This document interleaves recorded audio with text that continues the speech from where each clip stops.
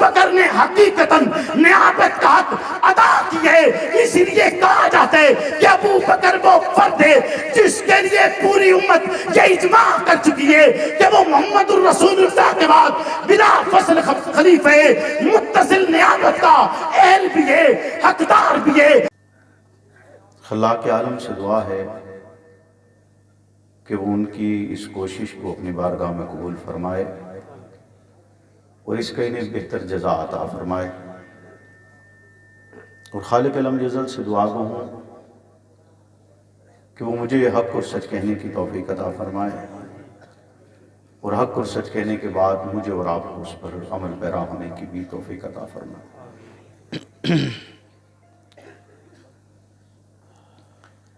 چونکہ میں آپ کے ہاں گزشتہ کچھ عرصے سے آنے کا ایک سلسلہ آپ کے ہاں چل رہا ہے، اور غالباً تیسری مرتبہ آپ کے ہاں ایک پروگرام کے سلسلے میں حاضر ہوا ہوں، اور یقیناً آپ اس بات سے بخوبی واقف ہیں کہ میری یہ کوشش ہوتی ہے کہ میں آپ کے ساتھ ایک عنوان طے کر کے پھر اس کے مطابق اس گفتگو کو آگے بڑھاتا چلا جاؤں، کیونکہ میں یہ سمجھتا ہوں کہ آپ ایک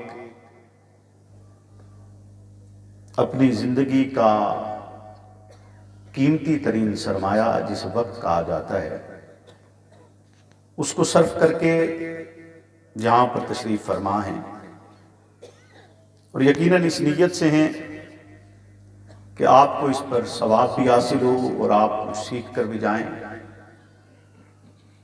اور میری بھی یہاں آنے کی غرض یہی ہے کہ ہمارے مابین جو گفتگو ہو، اور یاد رکھیے گا میں نے لفظ مابین استعمال کیا ہے، اور میری یہ کوشش ہوتی ہے کہ میں گفتگو میں کوئی فضول لفظ استعمال نہ کروں، تو مابین گفتگو یہ ہوتی ہے جس میں دونوں بولتے ہیں۔ کیا ہوتا ہے؟ دونوں بولتے ہیں، ایک نہیں بولتا، دونوں بولتے ہیں۔ اگر میں بول رہا ہوں تو آپ بھی، مابین گفتگو وہ ہوتی ہے۔ تقریر یا خطاب اسے کہا جاتا ہے کہ ایک بول رہا ہے اور دوسرا صرف سن رہا ہے، لیکن مابین گفتگو کیا ہوتی ہے کہ دونوں بولتے ہیں۔ ٹھیک ہے جی؟ تو میں یہ کوشش کروں گا کہ اس گفتگو کو میں اور آپ مل کر آگے بڑھاتے چلے جائیں اور اپنے مطمع نظر تک پہنچے، اپنے مقصد تک پہنچے۔ اور آپ کے علاقہ میں چونکہ ایک عرصہ سے، صرف آپ کے علاقہ میں نہیں پورے ملک میں ہی ایک کہہ لیں کہ طوفان بدتمیزی برپا ہے، اور خیر میں اس کے سلسلے میں ابھی آغاز میں تو کچھ نہیں کہوں گا، لیکن تھوڑی بہت بات مجھے آج اس پر بھی کرنی ہے، جو میں نے ایک عرصہ سے اپنی گفتگو کا حصہ نہیں بنا رہا، اور اس کو کوشش یہ کر رہا ہوں کہ میں اس سے اجتناب کرتا چلا جاؤں اور اپنے اصل مقصد کی طرف جاؤں۔ اور میں آپ کے ہاں پہلے 2 مرتبہ آیا ہوں، آپ میری ریکارڈ تقریر اٹھا کر دیکھ سکتے ہیں کہ کسی بھی تقریر میں آپ کو یہ نظر نہیں آئے گا کہ میں نے کسی آل و سنت کے کسی طبقے کو نشانہ بنایا یا ان کے متعلق کوئی بات کی۔ خالصتاً کوشش ہوتی ہے کہ نظریاتی طور پر گفتگو کی جائے جس سے آپ کچھ سیکھ کر آگے بڑھیں۔ میرا اور آپ کا رب جو اس کائنات کا خالق ہے، اس نے ایک نظام وضع کیا، اور اس نظام کے تحت ہر چیز اپنے مدار میں حرکت کرتی چلی جا رہی ہے۔ سورج نکلتا ہے، وقت معین پر نکلتا ہے اور وقت معین پر ہی غروب ہو جاتا ہے۔ چاند کا طلوع اور غروب اور اس کے ایام متعین اور مخصوص ہیں۔ اسی طرح اس کائنات کا تمام تر نظام قوانین ربانی کا پابند ہے، اور اس پابندی کے تحت وہ یہ سارا نظام چل رہا ہے، اور اس پورے نظام میں کوئی خلل پیدا نہیں کر سکتا، کوئی خلل اس نظام میں پیدا۔ تو میں آج کی گفتگو کو زمینی حقیقت کو مد نظر رکھتے ہوئے کہ ایک نظام وہ ہے جو اس کائنات پر ہر حصے میں جہاں تک موجود ہے، اس زمین کے علاوہ بھی ہر حصے میں خلاق عالم کا موجود ہے، اور ایک نظام خلاق عالم نے اس زمین پر قائم فرمایا جس کے تحت اس نے ایک مقرر کردہ اصول کے تحت اپنے خلفاء نامزد کیے، انہیں مبعوث کیا، پھر انہیں منصوص کیا، اور وہ افراد معصوم تھے اور پوری دیانتداری کے ساتھ خلاق عالم کے پیغام کو آگے لے کر چلتے رہے۔ تو میں حسب سابق اپنی اس گفتگو سے قبل آپ کو ایک عنوان دینا چاہتا ہوں، اور میری یہ خواہش ہوگی کہ آپ اس عنوان کو نہ صرف یاد رکھیں گے بلکہ کوشش کریں گے کہ اس کے تحت جتنی گفتگو ہوئی ہے اس کو آگے پھیلانے کا ذریعہ بھی بنیں گے۔ تو میری آج کی گفتگو کا عنوان متصل نیابت ہے۔ کیا عنوان ہے جی؟ متصل نیابت۔ لفظ اگرچہ بظاہر آپ کو مشکل نظر آ رہا ہوگا، لیکن انشاءاللہ آہستہ آہستہ اس کو آسان کریں گے، ابھی بھی کیا جا سکتا ہے۔ اور اگر اس کے لیے میں دوسرا لفظ استعمال کروں تو آپ فوراً سمجھ جائیں گے کہ میں آپ کو کہنا کیا چاہتا ہوں، لیکن میں یہ چاہتا ہوں کہ کچھ باتیں ابھی پردے میں رکھ کے آہستہ آہستہ ان کو کھولا جائے۔ ٹھیک ہے جی؟ توجہ ہے نا آپ کی؟ میں نے حضرت سے درخواست کی آج کہ حضرت آج آپ سے پہلے میں گفتگو کرنا چاہتا ہوں، تاکہ جو ہے وہ ایک پوری توجہ جو ہے، چونکہ گفتگو کچھ اس انداز کی ہے جس میں چاہتا ہوں کہ آپ مکمل مجھے گفتگو اپنا جو ہے ذہن جو ہے اور اپنی توجہ مکمل مجھے دیں۔ تو کیا عنوان ہے؟ متصل نیابت۔ کیا عنوان ہے؟ متصل نیابت۔ متصل اسے کہتے ہیں جو ملی ہوئی ہو۔ کیا ہو؟ یعنی اس کے درمیان ہوا کا بھی گزر نہ ہو، ہوا کا گزر بھی اس کے درمیان۔ متصل اسے کہا جاتا ہے جس کے درمیان ہوا کا بھی گزر نہ ہو، اور نیابت کہا جاتا ہے نائب ہونے کو۔ نیابت کسے کہتے ہیں؟ نائب ہونے۔ خلیفہ عربی زبان کا ماخذ ہے، اور اس کا معنی یہ بتلایا جاتا ہے کہ پرانے پتوں کے گرنے کے بعد نئے پتوں کا وجود میں آنا۔ امام راضی اس کی لفظ خلیفہ کا معنی امام راضی نیابت بتلاتے ہیں، نائب ہونا۔ اور پھر امام راضی اس کی تشریح کرتے ہیں کہ نائب کس بنیاد پر بنایا جاتا ہے۔ پہلی وجہ کہ جس کا نائب بنایا گیا ہے وہ فوت ہو جائے۔ دوسری وجہ جس کا نائب بنایا گیا ہے اس پر عجز آ جائے کہ وہ کچھ کر نہ سکے۔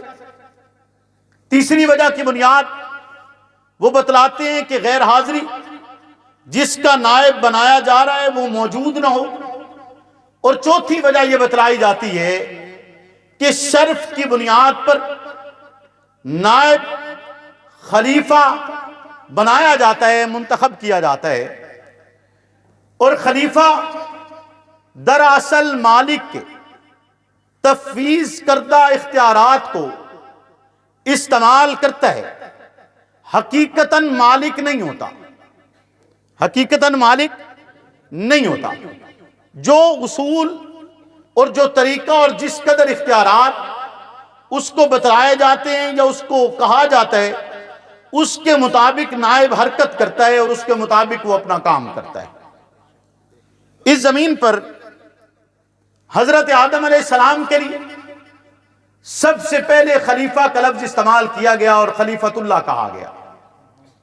حضرت داؤد کے لیے قرآن مجید فرقان حمید نے خلیفہ کا لفظ استعمال کیا کہ ان کے لیے خلاق عالم نے کہا کہ آپ کو اس زمین پر خلیفہ بنایا گیا۔ اب خلیفہ کا کام یہ تھا کہ وہ اس زمین پر آ کر ان تمام تر اصولوں کے تحت، قوانین اور اصول کے ساتھ جو خلاق عالم نے وضع کیے ان کے مطابق وہ کائنات کے نظام کو مربوط کرے، زمین کا نظام چلائے، اس کی اصلاح کرے، اس کو بہتری کی طرف لے جائے، اس کو عمدگی کی طرف لے جائے، اس میں کمی اور کجی کو دور کرتا چلا جائے، اور خلاق عالم کے بتائے ہوئے قوانین کے تحت اس اصول پر گامزن ہو اور زمین پر بہتری کو لانے کی کوشش کرتا چلا جائے۔ خلیفۃ اللہ کا معنی ہرگز یہ نہیں ہے کہ وہ اللہ رب العزت کے اختیارات میں شریک ہے، اس کی طاقت میں شریک ہے، اس کی قدرت میں شریک ہے، اس کی حکومت میں شریک ہے، اس کی ملکیت میں شریک ہے۔ امام ابن تیمیہ فرماتے ہیں جس نے یہ تھوڑا سا تصور بھی رکھا کہ خلاق عالم کے اختیارات میں کوئی شریک ہو سکتا ہے، وہ شخص صاحب ایمان نہیں ہے، وہ مشرک ہو جاتا ہے، اور ہر مشرک وہ کافر ہے، لادین ہے، بد مذہب ہے۔ لہذا خلیفۃ اللہ کو آپ یہ سمجھ سکتے ہیں کہ وہ اس زمین پر بطور خلیفہ کردار یہ سر انجام دے گا کہ اس کی جو ڈیوٹی لگی ہے وہ اس ڈیوٹی کے مطابق اپنا کام کرتا ہے، اس ڈیوٹی سے باہر اس کے پاس کسی قسم کا کوئی اختیار موجود ہے، بولیے کوئی اختیار موجود نہیں ہے۔ حضرت آدم علیہ السلام اور حضرت حوا دونوں جنت میں موجود تھے۔ جنت میں ہی حضرت حوا حاملہ ہوئی، آپ کو زمین پر بھیجا گیا۔ زمین پر آنے کے بعد آپ کی پہلی اولاد کو حضرت شیش کہا جاتا ہے۔ کیا کہا جاتا ہے؟ حضرت شیش۔ یوں سمجھ لیں کہ یہ آپ کی جنتی اولاد ہے، اور اسی بنیاد پر انہیں حضرت آدم کا خلیفہ بنایا گیا ہے، جو حضرت آدم کے بعد نیابت کے اس فرض کو ادا کرتے ہیں۔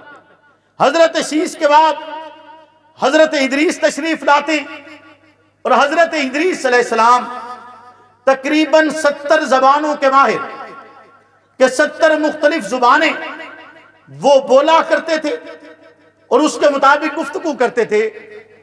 پیغمبر علیہ السلام کے صحابہ میں حضرت عبداللہ ابن زبیر کو یہ صلاحیت حاصل تھی کہ ان کے پاس 100 غلام تھے، اور ہر غلام مختلف انداز سے بات کرتا، اور وہ ہر ایک غلام کو اسی کی زبان میں جواب دیا کرتے۔ تو حضرت ادریس کے پاس یہ خصوصیت تھی، وہ 70 زبانوں میں ماہر تھے، اور انہوں نے ہی اس کام کا آغاز کیا، اور آپ کہہ لیں کہ تدریس کا نظام جاری ہوا۔ ان کا اصل نام مخنوع تھا۔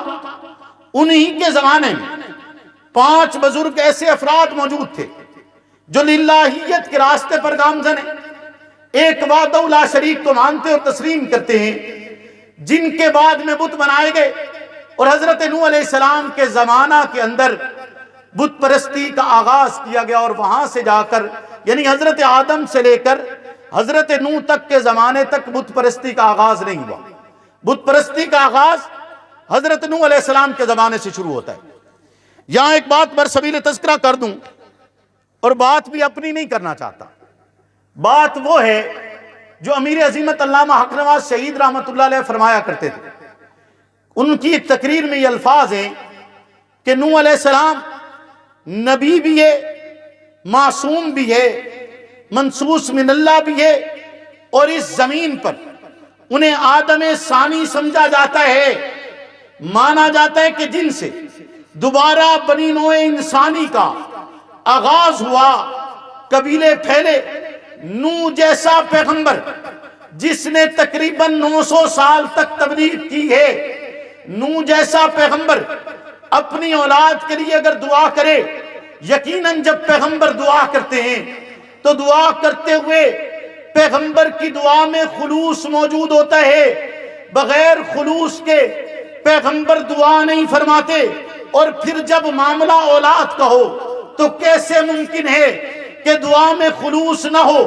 حضرت نوح نے دعا کی کہ بیٹا راہ راست پر آئے، دعا قبول نہیں ہوئی، بیٹا راہ راست پر نہیں آیا۔ رب چاہتا، رب کر سکتا تھا، اس کا اختیار تھا، وہ کر سکتا تھا کہ جب پیغمبر اسلام نے عمر بن خطاب مانگا تو پیغمبر کی یہ دعا رب کی بارگاہ میں اس لمحے میں قبول نہ ہوتی، لیکن عمر بن خطاب اسلام کے لیے موافق تھا، عمر بن خطاب اسلام کے لیے بہتر تھا۔ اور یہاں پر یہ بات بھی وضاحتاً آپ کو بتلاتا چلا جاؤں کہ پیغمبر اسلام نے پہلے مرحلے میں دعا کرتے ہوئے عمر بن خطاب بھی مانگے، عمر بن حشام بھی مانگے، دو نام لیے، دعا قبول نہیں ہوئی۔ دوسرے مرحلے میں عمر بن خطاب کو مانگتے ہوئے 7 لفظ استعمال کیے کہ اللہ عمر بن خطاب دین اسلام کی نصرت کے لیے چاہیے، اور خاصتاً چاہیے کہ یعنی صرف اور صرف عمر بن خطاب ہی چاہیے، کوئی آپشن نہیں رکھا، فلاں آ جائے، فلاں آ جائے، عمر بن حشام آئے، کوئی اور نام لے لیجئے، کسی اور کا نام کا آپشن رکھے بغیر خاصتاً کے الفاظ کے ساتھ پیغمبر نے رب سے دعا کی اور رب نے قبول کیا، اور عمر بن خطاب کو اسلام کی نصرت کے لیے بھیج چھوڑا۔ عمر بن خطاب کو اسلام کی نصرت کے لیے یوم الست میں، یوم الست دا یقین تے ہے نا بھائی، بولو نا، گل کوئی آ رہی ہے نا آہستہ آہستہ اپنی راہ تے چل دی پئی ہے کہ نہیں چل دی پئی؟ بولو آ رہی ہے نا جی۔ یوم الست میں ساری روحیں موجود تھیں، ساری روحیں موجود تھیں۔ اب انبیاء کی روحیں چونکہ ان کو وہاں بھی ایک مقام حاصل تھا، اب جو امت کی روحیں تھیں ان میں 2 روحیں بڑی چمکدار تھیں، 2 روحیں بڑی چمکدار تھیں۔ موسیٰ کلیم اللہ، رب سے ہم کلام ہو کر، توجہ ہے، بولو نا جی، توجہ ہے، موسیٰ کلیم اللہ رب سے ہم کلام ہو کر پوچھتے ہیں کہ اللہ یہ 2 چمکدار روحیں جو بہت روشن ہیں یہ کون ہیں؟ یہ کون ہیں؟ اللہ کہتے ہیں کہ موسیٰ پوچھنا کیوں چاہتے ہو؟ پوچھنا کیوں چاہتے ہو؟ موسیٰ جواباً کہتے ہیں کہ میں یہ چاہتا ہوں کہ انہیں میرا زمین پر وزیر بنا دیا جائے۔ یہ 2 چمکدار روحیں ہیں، انہیں زمین پر میرا نائب بنا دیا جائے، میرا وزیر بنا دیا جائے، یا دوسرے لفظوں میں کہا جائے تو موسیٰ علیہ السلام کہہ رہے ہیں کہ میرا زمین پر خلیفہ بنا دیا جائے۔ ایسے ہی ہے نا، میرا وزیر بنا دیا جائے۔ موسیٰ نے جب یہ درخواست رب کی بارگاہ میں رکھی تو خلاق عالم نے فرمایا یہ 2 روحیں میرے محمد کی وزیر ہیں، اور انہیں ابو بکر و عمر کہا جاتا ہے۔ انہیں کیا کہا جاتا ہے؟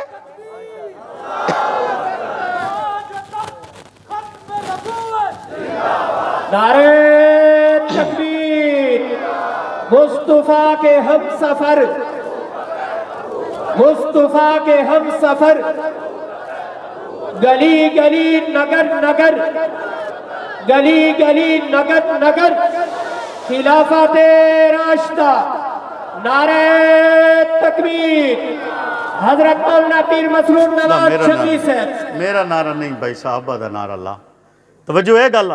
کیوں جی؟ اگلی بات کروں؟ بولیں کر دوں یا حضرت مفتی صاحب کو مائک دے دوں؟ ہیں جی کریں؟ اور میں ایک بات پہلے وضاحتاً یہ کرنا چاہتا ہوں کہ میری یہ تمام تر گفتگو ہوش و حواس میں، جذبات میں تو نہیں نہ کر رہا کہ آپ کو لگ رہا ہو کہ ایک تسلسل سے بول رہا ہوں تو ہو سکتا ہے کوئی من گھڑت باتیں کر رہا ہوں آپ سے۔ میں کوئی آپ سے من گھڑت بات نہیں کر رہا، کوئی سنی سنائی نہیں کر رہا، کوئی ایسی بات آپ سے نہیں کر رہا کہ جس بات کی کوئی بنیاد نہ ہو، محض فضائل کی بنیاد پر بھی نہیں کر رہا، کہ ہمارے ہاں یہ ایک رواج بھی موجود ہے کہ فضائل کی بنیاد پر موضوع روایات بتلا دی جاتی ہیں اور کہا جاتا ہے کہ فضائل میں چلتی ہیں۔ فضائل میں موضوع روایت چلتی اس لیے ہے کہ یہ سمجھا جاتا ہے کہ جن کی فضیلت بیان کی جا رہی ہے ان کا مقام و مرتبہ اتنا ہے کہ اگر ایسی بات کر بھی جائے تو کوئی حرج نہیں، چونکہ ان کی شان اتنی بڑی ہے کہ صحاب رسول ہیں یا اہل بیت رسول ہیں، ان کو رب نے مقام ہی ایسا عطا فرما چھوڑا ہے۔ تو توجہ ہے میری بات کی طرف۔ یہاں پر جتنے افراد بیٹھے ہیں، میں ایک صرف سوال آپ سے کرنا چاہوں گا، جیسے میں نے آپ سے شروع میں کہا تھا کہ یہ گفتگو میرے اور آپ کے مابین ہے، آپ بھی بولیں گے اور میں بھی بولوں گا۔ یہاں جتنے افراد بیٹھے ہیں ان میں علماء کتنے بیٹھے ہیں؟ ذرا ہاتھ کھڑا کر لیں، یا طالب علم حدیث پڑھتے ہو کو ہاتھ کھڑا کر دیں، صرف ہاتھ کھڑا کرنا ہے جنہوں نے، اور یا آپ میں سے کسی نے بھی کوئی حدیث کسی سے پڑھی ہے، بس ہاتھ کھڑا کر دیں۔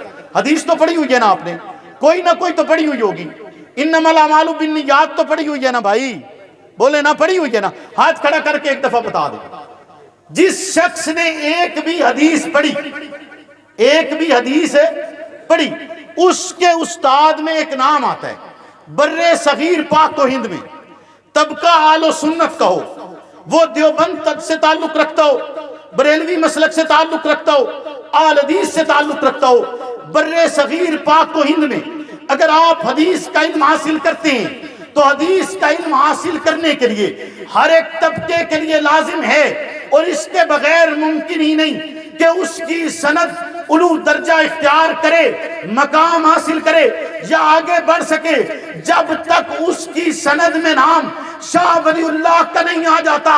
شاہ ولی اللہ اس زمانے کا بہت بڑا مجدد، اس زمانے کا محدث، محقق، ایسی شخصیت جس پر تمام کے تمام طبقات متفق علیہ اس پر یقین بھی رکھتے ہیں، اس کی تائید بھی کرتے ہیں اور یہ بھی سمجھتے ہیں کہ ان کی ذات میں اگر کوئی تنقیص کرتے ہیں یا ان پر کوئی تبرہ کرتے یا انہیں کوئی گالی دیتے تو جواباً آپ کے علماء اس کے خلاف تند و تیز جملوں کا نہ صرف تبادلہ کرتے ہیں بلکہ اس کے لیے کارروائی عمل میں لانے کی بھی کوشش کی جاتی ہے کہ شاہ ولی اللہ محدث دہلوی کو رب نے وہ مقام دیے کہ اس برد صغیر پاک و ہند میں اگر حدیث کا کوئی سب سے بڑا استاد ہے کہ حدیث سیکھنے والے ہر ایک فرد کے سند کے اندر اس فرد کا نام آتا ہے جسے شاہ ولی اللہ کہا جاتا ہے۔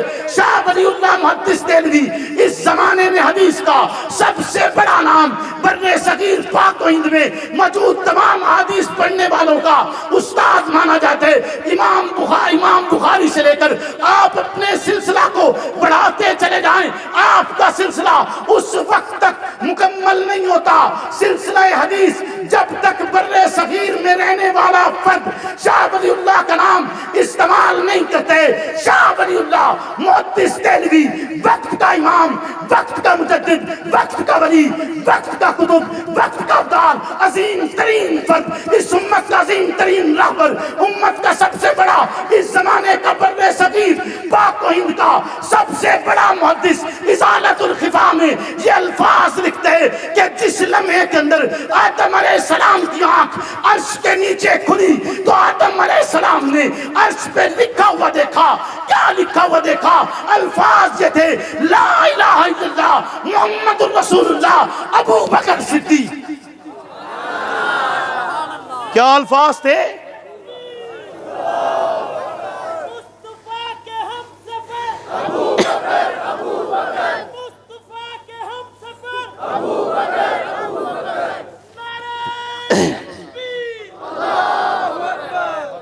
جس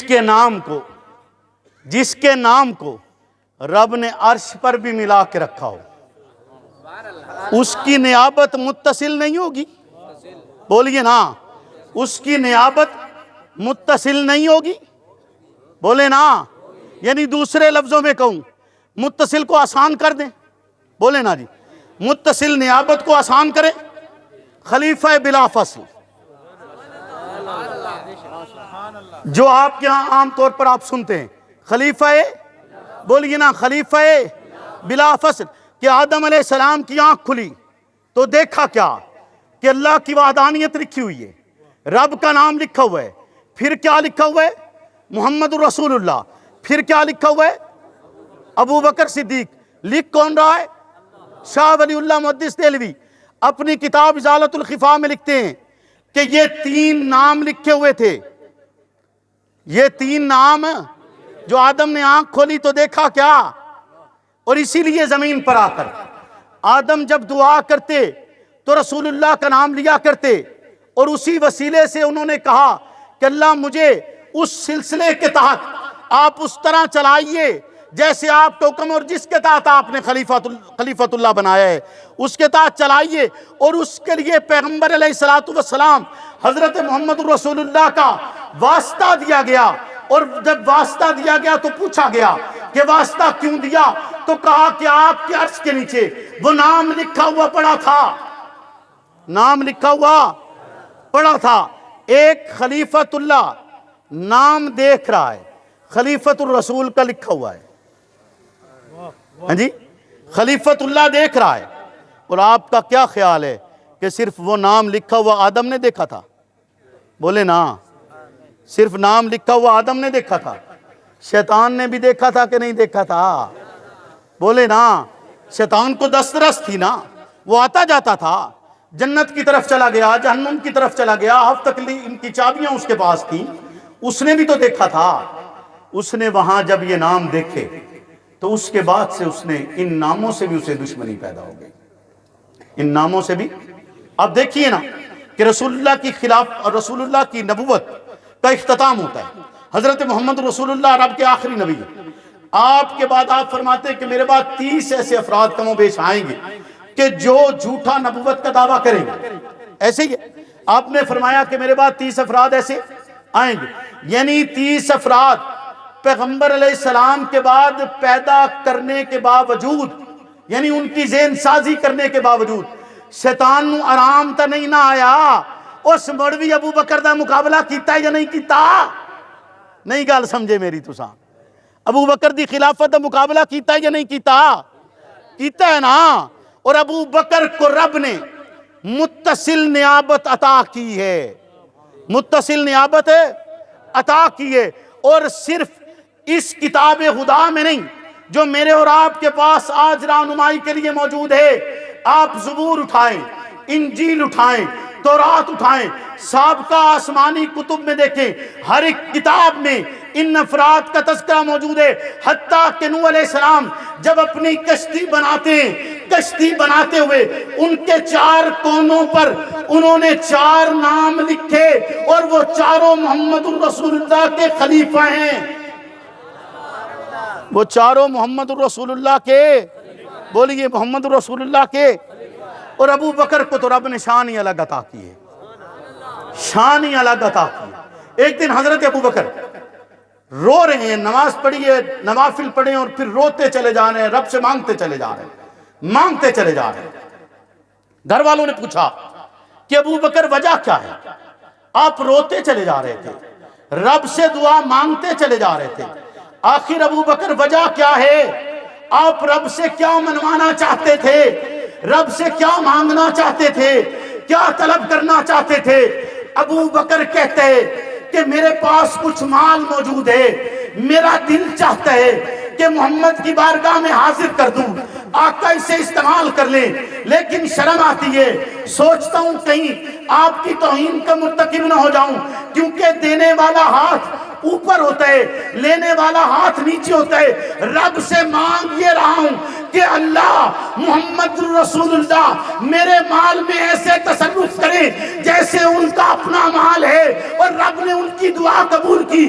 آقا ابو بکر پہنے ہوئے ابو بکر کو دیکھ کر کہتے ہیں، ہائے ابو بکر تو بڑا خوشحال تھا، ابو بکر تیرے پاس تو بڑا مال تھا، ابو بکر آج اس حال میں کہیں تو شرمندہ تو نہیں ہے، کہیں تجھے تکلیف تو نہیں ہے؟ وہ کہا جاتا ہے نا، از محبت تلخ عشیری شفت، از محبت تلخ عشیری شفت، جب محبت ہوتی ہے تو اس کی تلخی بھی میٹھی محسوس ہوتی ہے۔ ابو بکر تڑپ کے کہتے، ابھی جملے پیغمبر کی زبان مبارک پر موجود تھے، ابو بکر تڑپ کے کہتے کہ نہیں نہیں، اللہ کے نبی ایسا ہرگز نہیں ہے. مجھے اس تکلیف میں لذت آتی ہے, مزہ آتا ہے آپ کے عشق میں, آپ کے پیار میں, آپ کی محبت میں. جو پل گزرتا ہے وہ پل ابو بکر کے لیے خیر کا پل ہے, وہ پل ابو بکر کے لیے راحت کا ثمرہ ہے, وہ پل ابو بکر کے لیے مرادوں سے بھرا ہوا ہے. ابو بکر قطن اپنے پرانے اس وقت کو یاد کر کے آوزاری نہیں کرتا, بلکہ یہ یقین رکھتا ہے کہ پیغمبر کی بارگاہ میں جو کچھ لگ چکا وہی کامیاب ہو گیا ہے. لاؤ لاؤ نعرہ لاؤ, کوئی حرج نہیں. لاؤ لاؤ, اس وچ کوئی حرج نہیں لاننا.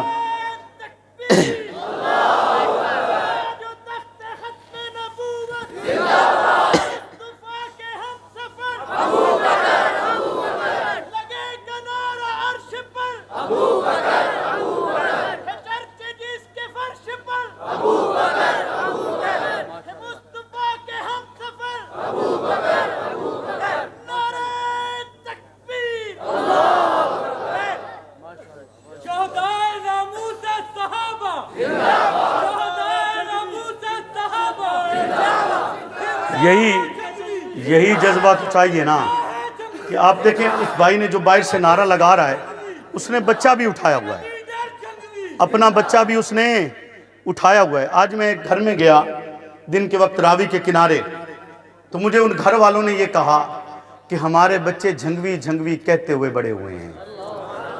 جھنگوی جھنگوی کہتے ہوئے, جھنگوی جھنگوی انجے نہیں ہوئی. میرا بھائی دے پیچھے بڑی محنت لگی ہے, بولو نا, اس کے پیچھے بہت ہے.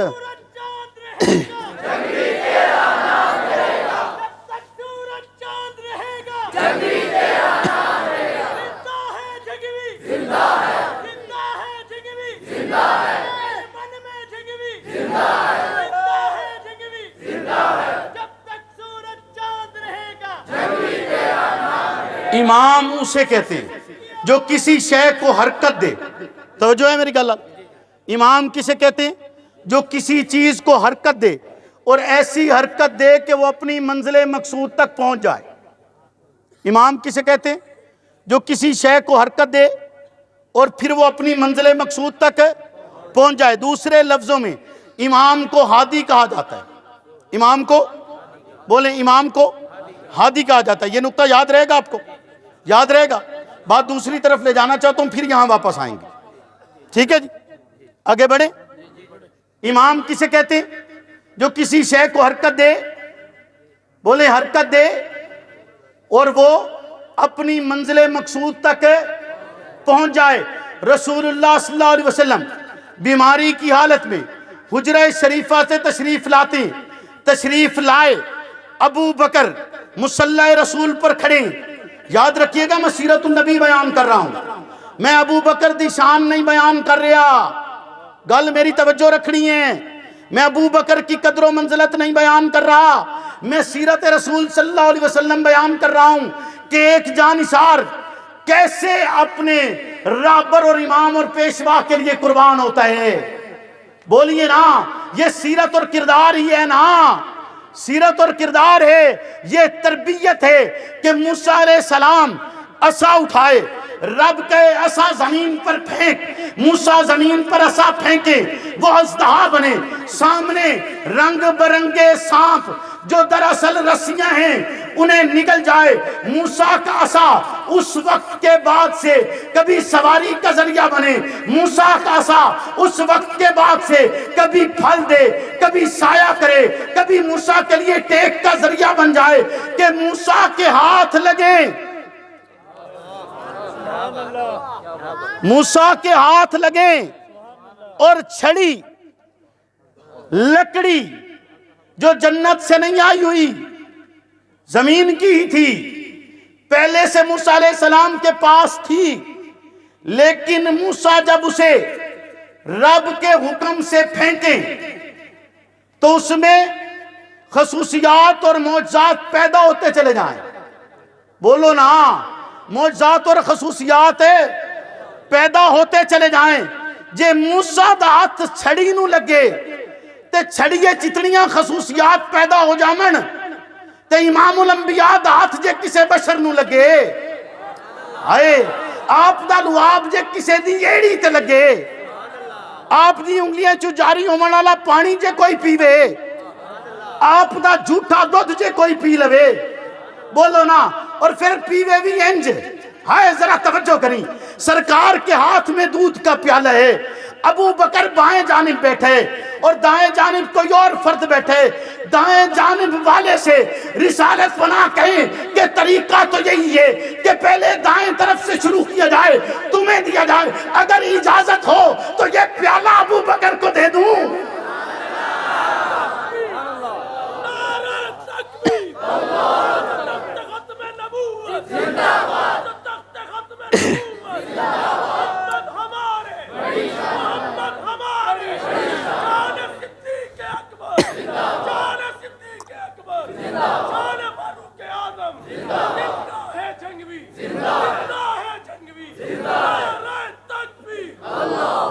حضرت ابو بکر رضی اللہ تعالیٰ عنہ اور حضرت عمر کے درمیان تھوڑی سی تلخی ہوئی، ناراضگی ہوئی، بات بڑی، حضرت ابو بکر نے ان سے معذرت طلب کی، حضرت عمر نے معاف نہیں کیا، اپنے گھر کی طرف چلے، حضرت ابو بکر سیدھا رسول اللہ کی بارگاہ میں آئے، حضرت عمر تھوڑی دیر بعد آپ کو ڈھونڈتے ہوئے پہلے آپ کے گھر گئے کہ کہیں معاملہ رسالت پناہ کی بارگاہ میں نہ پہنچ جائے، لیکن معاملہ تو پہنچ چکا تھا۔ حضرت عمر جیسے ہی رسالت پناہ کی بارگاہ میں داخل ہوئے، دیکھا رسول اللہ صلی اللہ علیہ وسلم سخت غصے میں، اور سخت غصے میں آ کر کہتے ہیں کہ عمر کیا ہو گیا ہے تم لوگوں کو کہ تم میرے ایک دوست کو بھی معاف نہیں کر سکتے ہو، کہ یہ دوست تو ایسا ہے جس کے پاس مال تھا لگا دیا، جب سب انکار کرتے تھے یہ اقرار کرتا تھا، لوگ مجھے جھوٹا کہتے تھے یہ مجھے سچا کہتا تھا، جب سب میرا ساتھ چھوڑ چکے تھے یہ تنہائی تو تھا جو میرے ساتھ کھڑا رہا، کیا تم اسے میرے لیے معاف نہیں کر سکتے ہو کہ یہ وہ جانثار ہے، ایسا تابعدار ہے،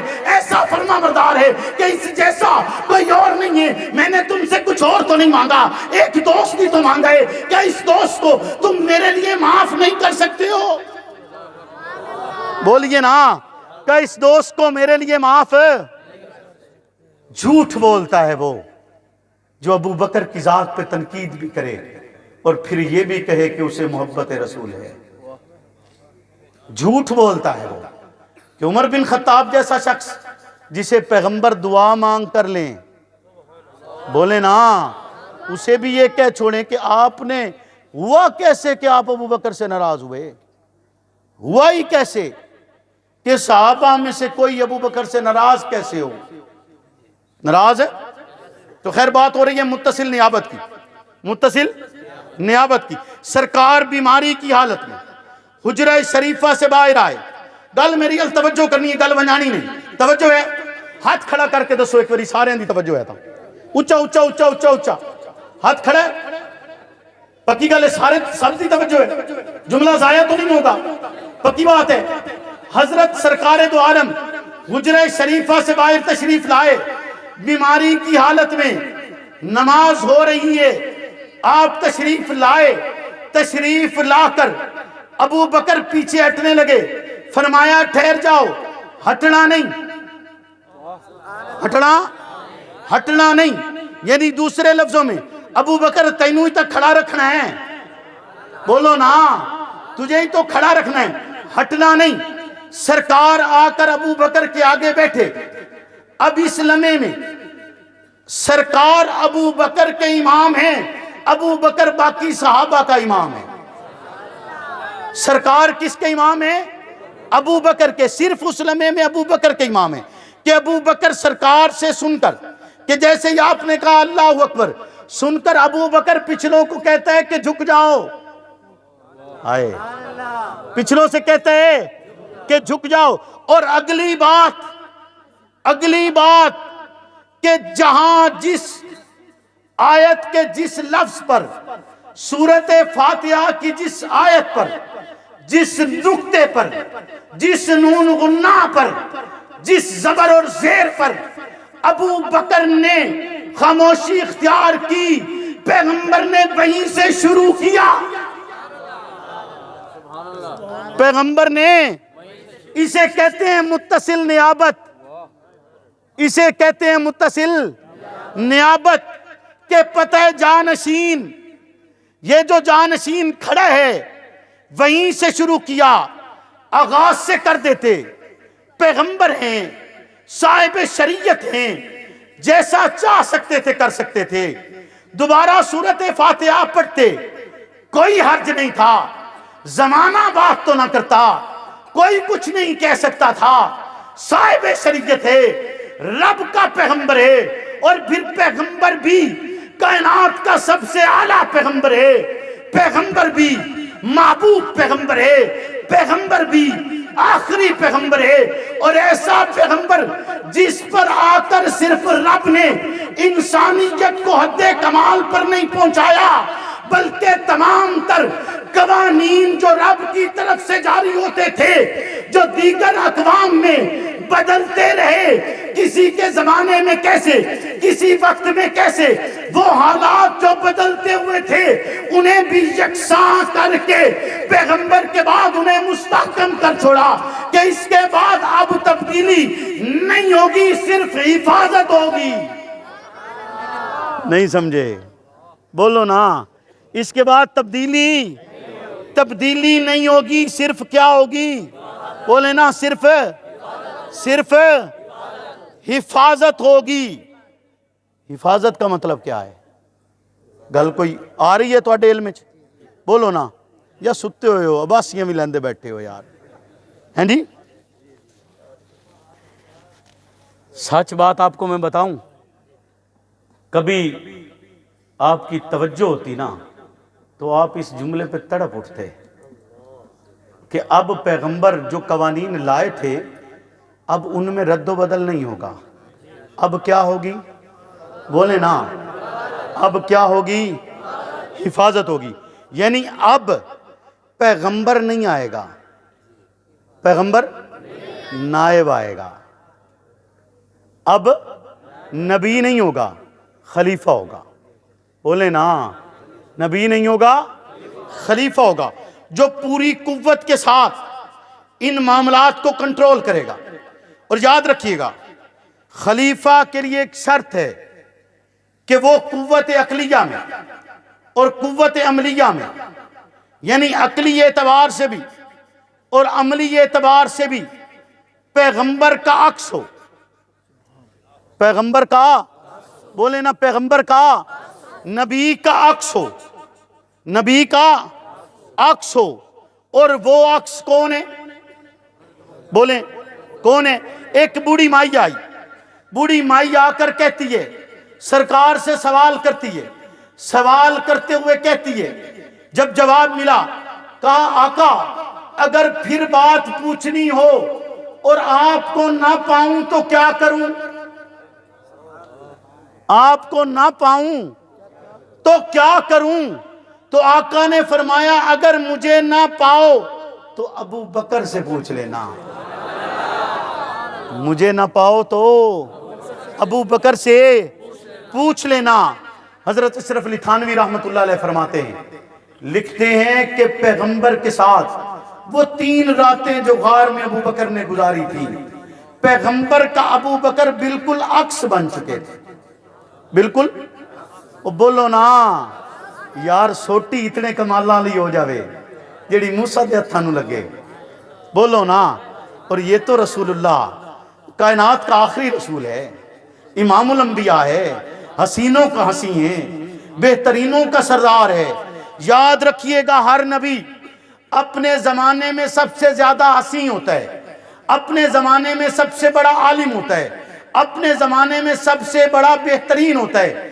یعنی ہر نبی اپنے زمانے کا عالم بھی بڑا، حسین بھی بڑا، بہترین بھی بڑا، اور وہ سارے بہترین جو آدم سے لے کر عیسیٰ تک آئے ان کا سردار محمد الرسول اللہ، یعنی بہترینوں کے سردار محمد الرسول اللہ، حسینوں کے سردار محمد الرسول اللہ، اور کامل افراد کے سردار، بولے نا، رسول اللہ۔ آپ کی صحبت میں رہنے والا فرد کیوں نہ اتنی کامل حیثیت رکھے، اور اس کے لیے کیوں نہ کہا جائے کہ وہ ہادی بن چکا ہے۔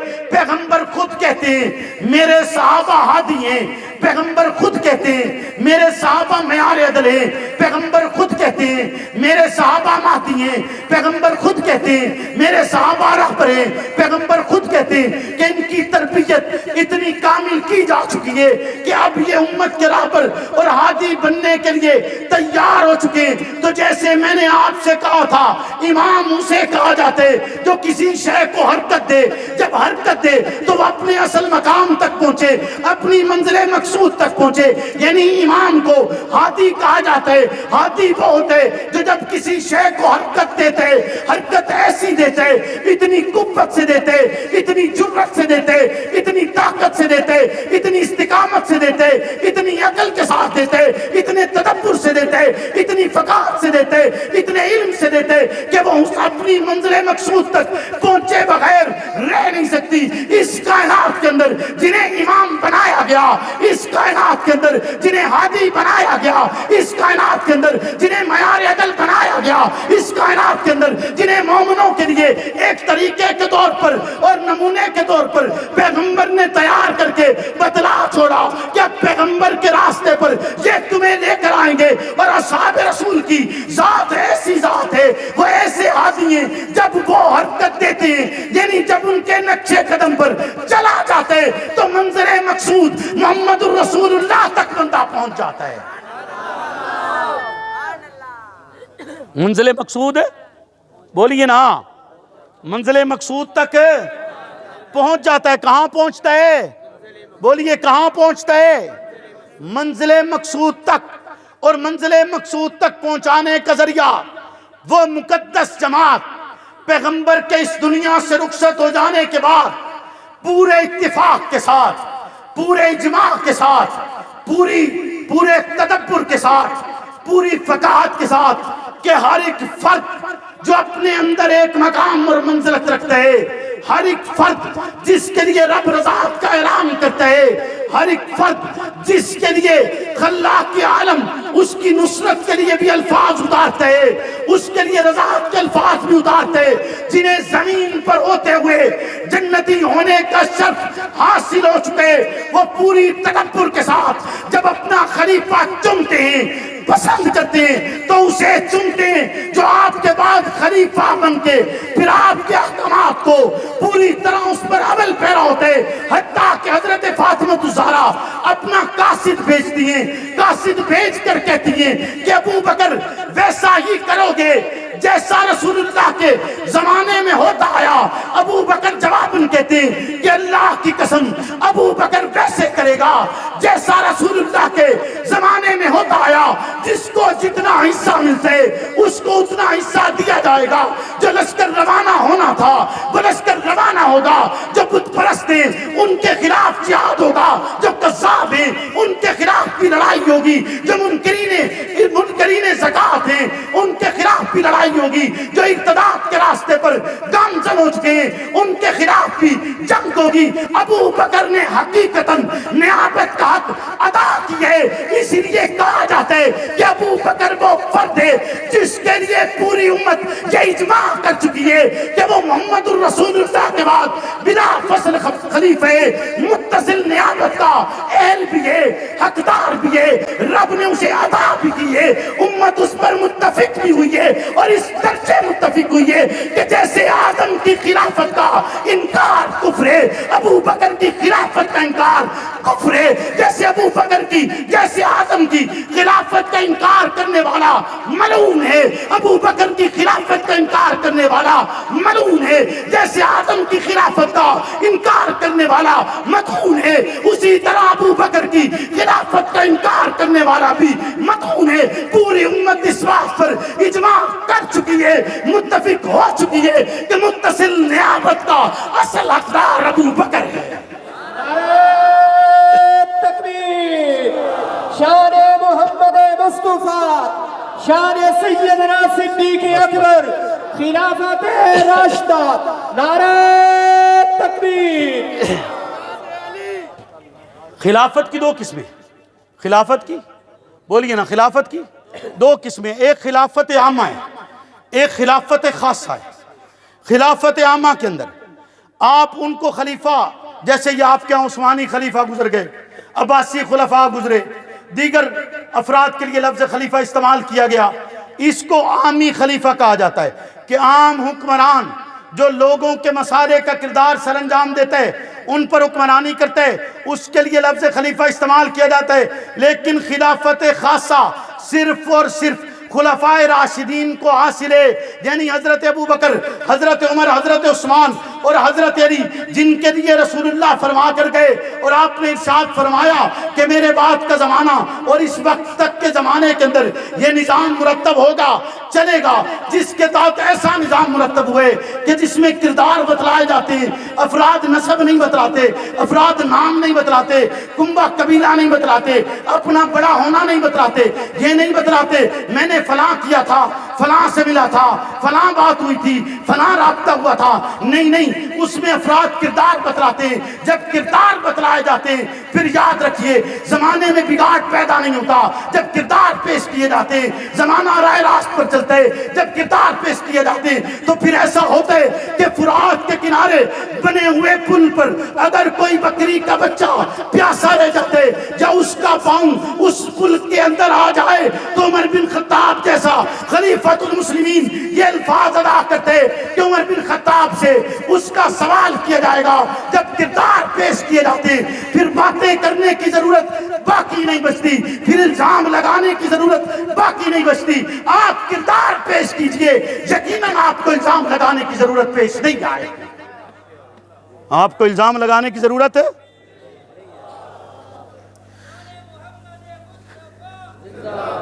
اور آج کے اس پروگرام کے حوالے سے میں آخری بات کرنا چاہتا ہوں کہ آج کے اس پروگرام کے حوالے سے جتنے بھی منتظمین ہیں وہ لاوارث نہیں ہیں۔ بولیے نا لاوارث ہے، بولو نا لاوارث ہے نہیں ہے۔ اور جو دعویٰ کرتے ہیں نا کہ جی جھنڈا ان کا ہے، جھنڈا جماعت ان کی ہے، جماعت کا نسب اٹھا کر دیکھو میرے باپ کا نام نکلے گا۔ بولے نا جماعت کا نسب اٹھا کر دیکھو نام کس کا آتا ہے؟ بولیے نا۔ اور وہ ہم ہی سے کہتے ہیں، وہی بات ہے نا کہ سبھی مجھ سے کہتے ہیں کہ نیچی رکھ نگاہ اپنی، کوئی ان سے نہیں کہتا نہ نکلو یوں آیا ہوں کر۔ آپ نے میری پوری گفتگو سنی، زندہ ہے جھنگوی، آپ نے پوری گفتگو سنی۔ آپ کو اس گفتگو میں، آپ کو توجہ کیجئے گا، آپ کو اس گفتگو میں اس پوری توجہ کیجئے گا جی، آپ کو اس پوری گفتگو میں کہیں یہ محسوس ہوا ہے کہ میں آپ کی ذہن سازی نہیں کر رہا، آپ کو نظریہ نہیں بتلا رہا؟ بولیے نا، نظریہ نہیں بتلایا میں نے آپ کو، میں نے آپ کو اس راستے پر گامزن نہیں کیا جس پر بانی شہید ہمیں چھوڑ کر گئے ہیں۔ بولیے آپ کی توجہ ہے نا جی؟ تو اس لیے میں تو صرف یہ التماس کر سکتا ہوں، وہ ہمارے ایک دوست نے ایک مثال سنائی، کہا کہ آپ جوتے پہن کر پتھروں پر چل سکتے ہیں، جوتے پہن کر پتھروں پر چل سکتے ہیں، لیکن اگر ایک کنکر آپ کے جوتے کے اندر آ جائے، جوتے کے اندر آ جائے تو نہیں چل سکتے نا، ایسے ہی ہے نا، ایسے ہی ہے نا۔ تو میں تو یہی چاہوں گا کہ یہ کنکر میرے جوتوں میں مت ڈالو۔ میں آپ سے چاہتا ہی کچھ نہیں ہوں، نہ آپ سے کچھ طلب کرتا ہوں، نہ آپ کی طرف جاتا ہوں، نہ آپ کی بات کرتا ہوں، نہ آپ کے سلسلے میں کوئی۔ میں جب بھی آیا ہوں یہاں، آپ پچھلی تقریریں بھی اٹھا کر دیکھ لیجیے، ہر تقریر میں آپ کو ایک لائن دے کر گیا ہوں گا۔ کسی کی ذات سے میرا کوئی لینا دینا نہیں، میرا لینا دینا صحابہ کی ذات سے، اور ان سے بھی اس لیے کہ وہ منسوب رسول اللہ سے ہیں، ان کی ذات کی نسبت رسول اللہ سے۔ لہٰذا میں تو یہی کہوں گا کہ بھائی میرا پیچھا چھاڑ دیو، تسا میرا پیغام پہنچا دے سو، بولو میرا پیغام پہنچا دے سو، بھائی میرا پیچھا چھاڑ دیو۔ کیوں جی؟ پہنچا دو گے؟ وعدہ کرتے ہیں آپ؟ ہاتھ کھڑا کر کے بتائیں۔ اگر آپ کو میں یہ بھی کہوں گا بھائی آپ کو منت کرنی پڑے تو آپ منت کریں گے؟ ان سے کہیں گے بھائی میرا پیچھا چھاڑ دیو، میرا پیچھا، میں نو دا پیچھا کر لین دیو جیدہ آساں کرنا چاہنے ہیں، بولو نا، سانو دا کر لین دیو۔ آپ دیکھیں یہاں یہ اگر محفل منعقد ہوئی ہے تو کسی کی ذات کے لیے نہیں ہوئی، رسول اللہ کے لیے ہوئی۔ یہ ذاتی لوگوں کا کوئی انتقام نہیں ہے، ذاتی لوگوں کا بس کردار پیش کرتے چلے جائیں، آپ صحابہ کی جماعت کا حصہ بنتے چلے جائیں گے، بولیے نا، اس جماعت کا حصہ بنتے چلے جائیں گے جس جماعت کو سپاہ صحابہ کہا جاتا تھا، جس جماعت کو غلامان صحابہ کہا جاتا تھا، جو اہل سنت والجماعت ہے حقیقی معنوں میں، بولیے نا، ایسے ہی ہے۔ لیکن یہ بھی میں آپ سے کہہ دوں کہ یہ افراد لاوارث نہیں ہیں، یہ افراد لاوارث ہے، تمہاری بھول ہے۔ میں تو کہوں گا تم سے، اور امیر عظیمت کی طرح ہی کہوں گا، میں کہوں گا تم سے کہ تم اس سلسلے میں درخواست دو کہ جی تمہارا جھنڈا استعمال ہوا ہے، اس سلسلے میں درخواست دو، پھر مزہ آئے گا نا۔ یہ کہا گیا نا، سوشل میڈیا پہ میسیج چلائے گئے، یہاں ساتھیوں نے ہمیں دکھایا کہ جی میسیج چلائے گئے جی ہمارا جھنڈا استعمال کیا گیا ہے۔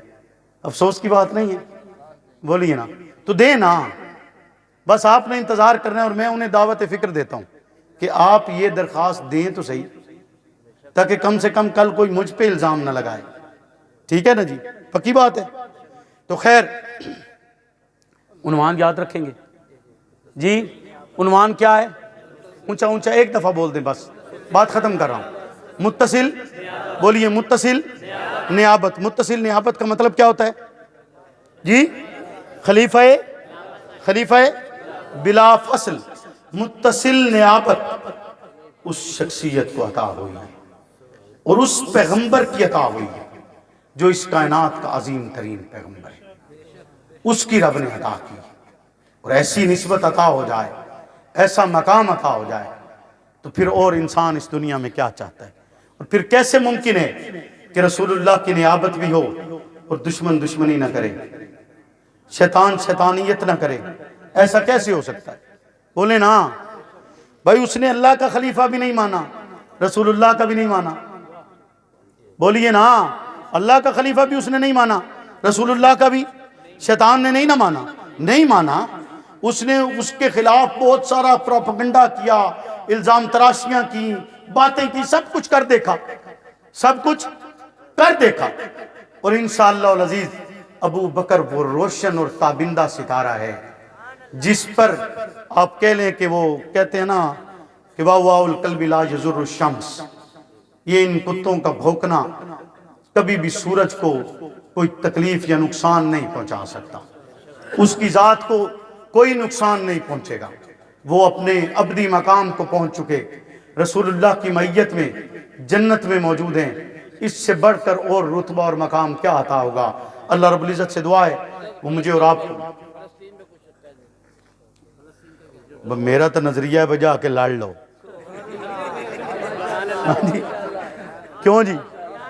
میں تو یہ مذمت الفاظ بیانات ان چیزوں کا میں تو قائل ہوں، میں تو عملی کردار کا قائل ہوں، لیکن چونکہ ہمارا جو موقف ہے اور ہمارا جو نظم ہے اس کے تحت ہم ایسے کسی سسٹم کے قائل نہیں ہیں، ہم ایک نظریاتی جد و جہد کے قائل ہیں جس کے مطابق ہم اپنا کام کر رہے ہیں۔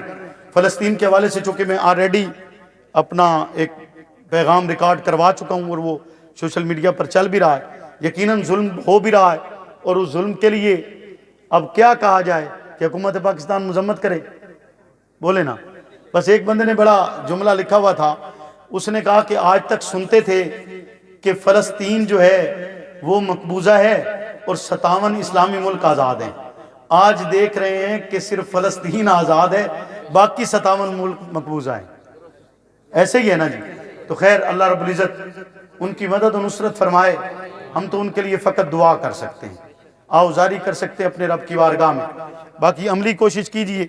اب ہو یہ رہا ہے آپ کے معاشرے میں کہ ان کے نام پر چندہ شروع ہو گیا، جہاں کوئی کسی کو پہنچنے نہیں دے رہا وہاں کے لیے چندہ شروع ہو گیا، یہاں آپ کے سیلاب زدگان پڑے رہ گئے، ایسے ہی ہوا نا، ان تک تو نہ پہنچے لیکن فلسطین ایسا پہنچنا ہے۔ یہ باتیں سمجھنے کی ہیں کہ محض دیکھیں، یاد رکھیے گا کہ مذہب کی بنیاد پر اگر آپ کو کوئی گمراہ کر رہا ہے تو آپ کو سمجھنا ہے کہ وہ آپ کو کیوں گمراہ کر رہا ہے۔ مذہب کا مطلب اندھی تقلید کا نام نہیں ہے، مذہب قطعاً بھی اندھی تقلید کا نام، اندھی تقلید صرف رسول اللہ کی ہے، وہ مفترض اطاعت ہیں، ان کی تقلید اندھی آپ نے کرنی ہے. باقی کسی بھی لیڈر یا قائد کی اس کے اوپر آپ کی کوئی ذمہ داری نہیں. آپ کو سوچنا اور سمجھنا اور شعور رکھنا چاہیے, ماحول کو دیکھنا چاہیے کہ آپ کے ساتھ کہیں زیادتی تو نہیں ہو رہی, کوئی ظلم تو نہیں کر رہا. تو اللہ رب العزت سے دعا ہے کہ وہ آپ کو بھی استقامت عطا فرمائیں